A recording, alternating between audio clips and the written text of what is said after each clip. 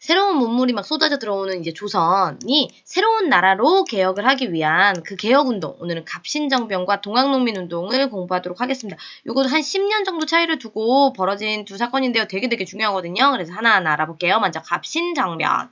자, 이모군란 군인들이 일으켰던 난이 진압된 후에 이거 누가 진압해줬죠? 그렇죠. 청. 그래서 정부는 청의 눈치를 보면서 소극적으로 개화를 할 수밖에 없었어요.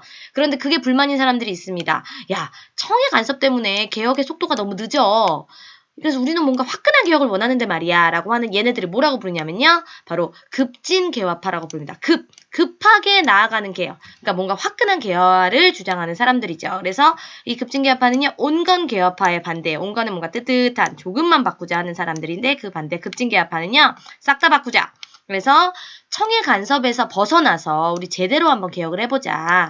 그리고 서양의 기술뿐만 아니라 이건 물론이고 서양의 사상과 제도, 예를 들어 뭐 평등이라든지 민주주의 이런 사상과 제도, 그러니까 정신적인 것까지 다 우리 적극적으로 받아들이자. 누가 이렇게 했냐면요. 이웃나라인 일본이 실제로 그렇게 나라를 싹 바꿨거든요. 그러니까 급진개화파는 우리도 그렇게 해보자 라고 하는 거죠. 그런데 현재 정부는 이 온건개화파가 다 차지하고 있단 말이죠. 그러니까 급진개화파가 나라를 바꾸려면 뭔가 정변, 쿠데타를 일으켜야겠죠. 왜 우리 고려시대 무신정변에서 무신들이 권력을 잡듯이 이번에는 급진개화파가 정변을 일으켜서 권력을 잡자. 그래서 얘네는 일단 일본의 지원을 약속받습니다. 일본이 군사와 돈 이런 것 좀 지원해주겠다. 약속을 했거든요. 그래서 이 약속을 믿고 이제 정변을 일으키는데 D-Day 언제로 잡을까요? 바로 우리나라에 처음으로 우정총국이라는 것이 만들어지는 날 축하 파티가 열린대요. 우정총국이 뭐냐면 오늘날의 우체국이에요. 우체국도 서양에서 들어온 거거든요. 근데 그걸 처음으로 만들어서 이제 축하 파티를 열려서 막 풍악을 울리고 사람들이 막 모여서 이제 축하 파티 하겠죠? 그날 많은 사람들이 모일 테니까 그날 정변을 일으킨 겁니다. 그래서 여기 안에서 막 이제 파티가 이루어지고 있는 그때 밖에서 갑자기 꽝 소리가 나는 거죠. 그래서 사람들이 무슨 소리야? 그러면서 나와 볼 때 이제 그 우정국 개국 축하연에서 정부 고위 관리들을 막 살해하기 시작하는 거죠. 그리고 고종과 명성황후를 가두고 이 급진개화파가 정권을 잡습니다. 그래서 둘째 날은요. 그 급진개화파 위주로 정부를 새롭게 구성해서 발표를 합니다. 그리고 셋째 날 이제 걔네가 원하는 세상, 새로운 개혁안을 발표하는 거죠. 그럼 그 개혁안 한번 볼까요? 첫 번째, 청에 잡혀간 흥선대원군을 돌아온. 흥선대원군이 왜 잡혀갔죠? 그죠? 이모군란 그때 청한테 납치돼 가잖아요. 그 흥선대원군 돌아오게 하고 청에게 이제 더 이상 사대는 섬기는 거예요. 섬기지 않는다. 사대를 청산한다. 두 번째, 조세제도, 세금 제도를 개혁해서 백성들을 보호한다. 그리고 제일 중요한 거 이겁니다. 2조. 바로 문벌을 폐지한다. 문벌이 뭐냐면요. 대대로 내려오는 그 집안의 신분. 말 그대로 신분이에요. 신분. 신분을 폐지해서 모두가 어떤 평등한 나라. 바로 신분 차별이 없는 나라 만든다고 한 겁니다. 이거 놀라운 거 아닌가요? 그동안 몇백 년 동안 이어왔던 신분 제도를 드디어 없앤다는 선언을 한 거죠. 와우. 그러나 셋째 날 오후에 갑자기 청나라 군인이 들이닥칩니다.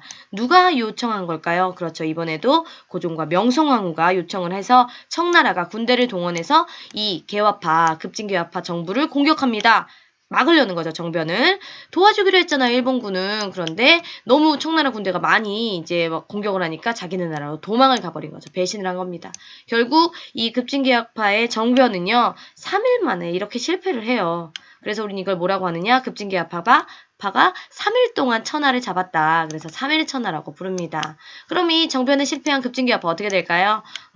우리의 큰 꿈을 몰라줍니다. 그러면서 일단 도망을 갑시다. 그래서 일본으로 미국으로 이제 몸을 피합니다. 끝까지 나라를 지키려고 했던 홍영식은 반역죄로 처형되고요. 이 급진개혁파의 대장은 이 김옥균이거든요. 그래서 김옥균은 일본으로 갔다가 다시 청으로 갔다가 결국은 암살되는 운명을 겪습니다. 그래서 결국 이 정변은 이렇게 실패죠. 그리고 다시 권력은 고종과 명성황후에게 돌아갔고요.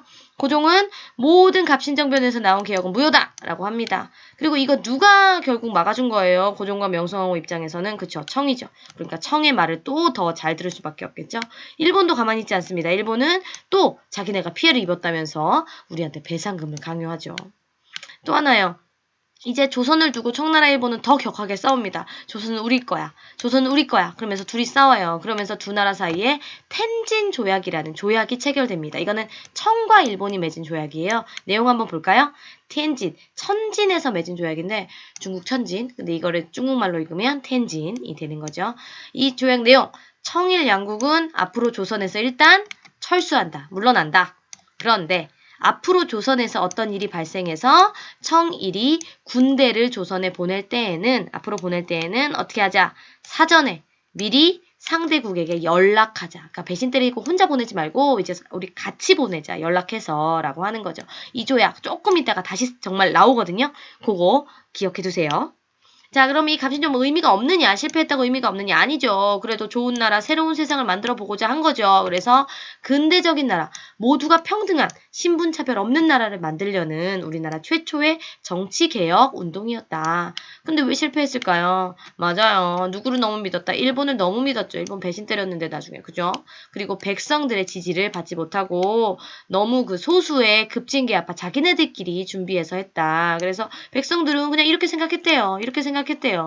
그래서 백성들의 지지를 받지 못한 아무것도 모르고 있었다. 뭔가 지지를 받았다면 달라졌을 수 있죠. 자, 이렇게 해서 갑신정변이 끝났고요. 그 이후에 조선은 더욱더 청해 간섭이 심해집니다. 일본도 경제적으로 계속 우리를 침략해 들어와요. 그러니까 우리 조선 정부도 청해 간섭이 이제 너무 심하다 싶은 거예요. 그래서 누구를 끌어들이냐면 러시아를 끌어들입니다. 러시아를 끌어들여서 청나라의 간섭에서 벗어나고 싶은 거죠. 그런데요, 이걸 또 가만히 보고만 있지 않은 나라가 어머나 영국입니다. 영국은요, 그 당시에 계속 세계 곳곳에서 러시아랑 라이벌이었어요. 그러니까 러시아가 이렇게 조선에 영향을 미친다고 하니까 영국이 이거 안 되는데 라고 하면서 갑자기 조선에 자기네 군함을 끌고 와가지고 우리나라 거문도라는 섬을 점령해버린 겁니다. 그 사건을 바로 거문도 사건이라고 해요. 영국이 러시아를 견제하기 위해서 조선의 거문도를 불법으로 점령한 사건. 거문도 여기 있거든요. 그러니까 갑자기 영국이 여기를 딱 차지하고 앉아가지고 러시아한테 야 러시아 우리가 여기 있으니까 너네 내려오지 마. 너네 여기서 세력 확장하지 마. 라고 러시아한테 막 겁을 주는 거예요. 근데 우리는 뭐예요? 우리는 괜히 막 이런 국가들 사이에 제국주의 국가들 사이에서 당하고 있는 괜히 점령당한 거잖아요. 거문도 사건 되게 어이없는 사건이죠. 바로 우리 조선이 이러고 있는 상황입니다. 불쌍한 조선이 우리 조선이가 이 제국주의 흉아들 사이에서 엄청나게 힘들어하고 쫄아있는 모습이죠. 그래서 우리 조선 이렇게 살아야 하니? 라고 하면서 새로운 주장을 하는 사람들이 있습니다. 바로 우리 조선 이럴 바에야 차라리 아무 나라 편도 들지 말고 누구랑도 친하게 지내지 말고 중립화하자. 중립을 선언하자. 물론 실제로 이루어지진 않습니다. 그런데 이런 얘기까지 나올 정도였다는 거죠. 자, 그럼 우리 다음 운동으로 넘어갑니다. 동학농민운동. 이 운동은요, 이제 농민들이 일으킨 운동이죠. 왜 농민들이 힘들었나요? 개항 이후에요, 농민들은 살림살이가 나아지지 않았습니다. 양반들은 더더욱 수탈하고요, 세금은 더 많이 걷어야 되고요, 거기다가 외국 상인들까지 들어와서 농민들을 괴롭혔어요. 그 대표적인 게 뭐냐면 일본 상인입니다. 그 당시 조선이 무역이요, 일본이랑 엄청나게 무역을 했어요. 특히 90%를 일본에 수출하고 있었는데 뭘 수출하냐면 쌀과 콩. 이거 봐요. 일본으로 우리나라 쌀이 막 이렇게 다 넘어가는 거예요. 조선의 쌀이 일본으로 막 수출돼가지고 이게 우리가 먹을 게 남아서 주는 게 아니에요. 막 일본이 그냥 가져가는 거예요. 그래서 조선 내 식량 부족, 쌀값 폭등, 우리 쌀값이 막 올라가니까 농민들은 더 힘든 거죠. 그래서 우리 곡식을 지켜야 한다 그러면서 방공령이라는 게 선포되기도 했습니다. 이게 뭐냐면요. 곡식을 막는 거예요. 곡식이 일본으로 빠져나가는 걸 막는 명령. 그래서 우리 곡식을 지키겠다. 이런 것들이 선포되기도 했는데 이거 좋은 거죠. 그런데 일본이 딴지를 겁니다. 야, 이런 게 어딨냐. 우리한테 알렸어야지. 이렇게 막는 게 어딨어. 라고 하면서 일본이 반발을 하니까 우리 조선 정부가 미안해요 일본 이러면서 사과를 하고 방공령을 금지시켜버린 거죠. 와. 이거 정말 놀랍습니다. 농민들은요. 누구에 대한 반감. 그렇죠. 일본 진짜 짜증나. 그래서 일본에 대한 반감, 그리고 누구도 못 믿겠다. 맞아요. 바로 우리 정부도 우리를 지켜주지 못하는구나. 정부에 대한 불만이 생기면서 농민들은 누구에게 의지하게 되느냐? 바로 종교. 동학이라는 종교에게 의지하게 되는 거죠. 그래서 동학, 여러분 아시나요? 누가 만들었죠? 그죠? 여기 경주에서 최재호라는 사람이 인간 평등, 을 주장하면서 만든 종교입니다. 그러니까 사람들은 인간 평등, 이런 거에 점점 빠져드는 거죠. 그래서 곳곳에서 동학 집회가 열려요. 그래서 막 사람들이 모이는데 처음에는 이 동학 집회에 모인 사람들이 최재우가 어떻게 됐었죠? 맞아요. 마지막에 처형됐었거든요. 그러니까 처형당한 우리 종교의 조상 최재우의 누명을 벗기고 동학에 대한 탄압, 동학을 금지시키는 거 풀어달라, 중지해달라라고 합니다. 근데 처음에는 이렇게 동학 자체에 대한 요구를 하던 사람들이 나중에는 점점 탐관오리들을 처벌해달라. 우리 너무 괴롭다. 그 다음에 일본 상인들 물러가라. 라는 이런 주장까지 세상에 대한 요구까지 하게 되는 거죠. 그러면서 이 농민들이 뭔가 세상을 바꾸기 위해 일어나야겠다라는 생각을 하게 됩니다. 그러면서 시작된 게 동학농민운동이죠. 이 동학농민운동의 시작은 바로 이 고부라는 동네에서 시작됩니다. 고부라는 이 동네는요, 아주 악명 높은 그 탕가놀이가 있었어요. 이름도 병갑, 조병갑입니다. 얼마나 나쁜 사람이냐, 바로 이런 사람이에요. 괜히 있던 저수지 말고 또 저수지를 만들어라. 농민들이 막 동원돼서 만듭니다. 그랬더니 그거를 물세를 내고 써라. 그 다음에 우리 아빠 비석 세워야 되니까 돈 내라. 이런 식으로 탐관오리 짓을 한 거죠. 그래서 고부 농민들이 들고 일어나서 싸웠는데 이걸 이끈 사람이 바로 그 유명한 녹두장군 전봉준입니다. 그래서 막 고부 관할을 습격해가지고 쌀을 다 해가지고 농민들에게 나눠주고 하면서 결국 조병갑을 잡으러 갔는데 조병갑은 이미 도망을 갔더라고요. 그래가지고 농민들이 이렇게 화났다는 걸 보여줍니다. 그럼 정부에서 어떻게 해야 돼요? 고부 농민들을 좀 위로하고 이렇게 좀 해줘야 되잖아요. 그런데 정부는 오히려 이 농민들을 더 막 반란군으로 몰아서 탄압을 하는 거죠. 그러니까요, 농민들이 더 참을 수가 없었습니다. 그래서 어떻게 하냐면, 야, 우리 아예 그럼 제대로 싸우자. 그래서 동학농민군을 만들어서 군대를 만들어서 우리 한번 정부랑 진짜 맞짱 떠보자 라고 합니다. 그래서 전봉준을 중심으로 다시 농민들이 아주 제대로 일어나는 거죠. 목표는 나라를 보호하고 일본으로부터 보호하고 백성을 편안하게 하는 것. 이것이 바로 목표입니다. 그래서 정부와 맞짱을 뜨는 거죠. 이런 무기를 들고 정부군과 싸웁니다. 그런데요, 곳곳에서 승리. 그래서 결국 전라도의 중심인 전주성을 점령합니다. 곳곳에서 농민군이 승리를 하는 거죠. 근데 여러분 알잖아요. 정부에서는 늘 이렇게 나라에 위기가 있을 때마다 외국에 지원을 요청합니다. 늘 누구였죠? 이모곤란 때도 갑신정변 때도 늘 청나라가 도와주러 온 거죠. 그래서 청나라 군대가 또다시 들어옵니다. 그런데 이번에는요, 일본군이 갑자기 그 다음날 같이 들어와요. 1+1. 이거 뭐 때문이죠? 무슨 조약? 바로 아까 얘기했던 텐진 조약. 서로 군대를 보낼 때는 알리자. 그래서 알려서 같이 들어온 거예요. 그러니까 보세요. 이거는 정부도 원하는 모습이 아니에요. 농민들도 깜짝 놀랐죠. 일본 군대까지 왔어. 그래서 결국 농민군과 정부 사이에는 조약이 맺어집니다. 이 조약 내용 뭐냐면요. 바로 농민군은 요거 들어주겠다. 그리고 농민군은 이제 그럼 집으로 가자. 그럼 우리 이거 일단 다 이렇게 다시 해고 돌아가자. 우리 얘네들이 일본군까지 들어올지도 몰랐다. 그러면서 이제 해결을 한 거죠. 자, 그래서 농민군이 정부에게 요구했던 요구안이 있어요. 개혁안이. 그걸 바로 패정개혁안이라고 하는데 그 개혁안의 모습이 이겁니다. 바로 탐관오리를 처벌해달라. 이게 농민들이 제일 원하는 거죠. 그리고 노비문서를 없애달라. 어머! 노비문서 없앤다는 거 이거 역시 신분차별을 없앤다는 거죠. 갑신정변 때랑 똑같은 요구사항이 나오고 있네요. 그리고 일본. 외와 통하는 자는 처벌한다. 일본을 멀리하자. 그리고 농민들 제일 원하는 건 뭐예요? 바로 땅! 농사지을 땅! 그러니까 토지를 골고루 나눠서 가난한 농민들도 잘 살게 하자라고 하는 이런 개혁안을 정부도 받아들이겠다, 개혁하겠다 한 거예요. 그러면서 고향으로 농민들 돌아갔잖아요. 다시 자기 집으로. 그러면서 고을마다 집강소라는 걸 만들어요. 이거 뭐냐면 농민들이 스스로 자기 동네를 개혁하는 거예요. 그래서 자기네들도 이런 세상을 만들기 위해서 집강소를 통해서 개혁을 합니다. 여기까지 보면 동학농민운동 완전 성공입니다. 정부도 농민들의 요구 들어주기로 했고 농민들도 스스로 개혁을 하고 있습니다. 그런데 뭔가 다 끝나지 않은 느낌. 왜냐면요.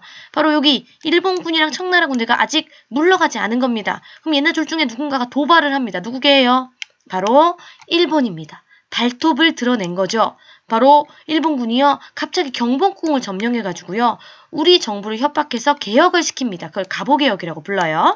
그리고 갑자기 일본이 청나라 군대를 기습 공격해가지고 전쟁을 시작하죠. 이 전쟁 바로 청일전쟁입니다. 청과 일본의 전쟁. 근데 전쟁터 어디냐? 바로 우리나라예요. 이렇게 둘이 막 전쟁을 하면서 일본이 막 우리를 침략할 의도를 보이니까 전봉주는 또 가만히 있을 수 없었습니다. 나라가 흔들리고 있다. 그러니까 다시 일어나자. 어머나. 그래서 동학농민군이 다시 일어납니다. 이번에 목표는 뭐예요? 일본을 몰아내기 위해서 일어난 겁니다. 그래서 일본군과 곳곳에서 싸우는데 우리 정부군도 일본군 편을 들어요. 그러니까 일본군 플러스 정부군과 우리 농민군이 싸워야 되겠죠. 이번에 잘 될까요? 그래서 전쟁터가 바로 여기저기 있는데 그중에서도 우금치. 이 우금치에서 이 농민군이 일본군과 이렇게 맞서 싸웁니다. 그런데 일본군 진짜 세요. 장난 아니에요. 결국 이런 말이 나옵니다. 농민군 100명이 일본군 1명을 못 이긴다. 우리 정말 처절하게 패배합니다. 결국 전봉주는 체포되고요. 처형됩니다.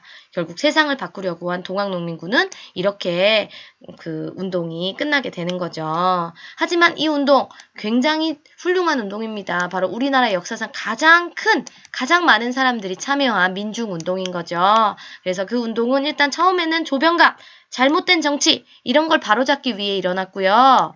그렇지만 두 번째는 일본 침략에까지 반대해서 일어난 운동입니다. 그래서 사회개혁이자 외세에 반대하는 이런 운동. 그래서 이 동학농민운동은 국가기념일로도 지정되어 있다는 거 여기까지 알아두시면 되겠습니다. 오늘 굉장히 많은 내용 했는데요. 이 내용을 천천히 들으시면서 정리해 보세요.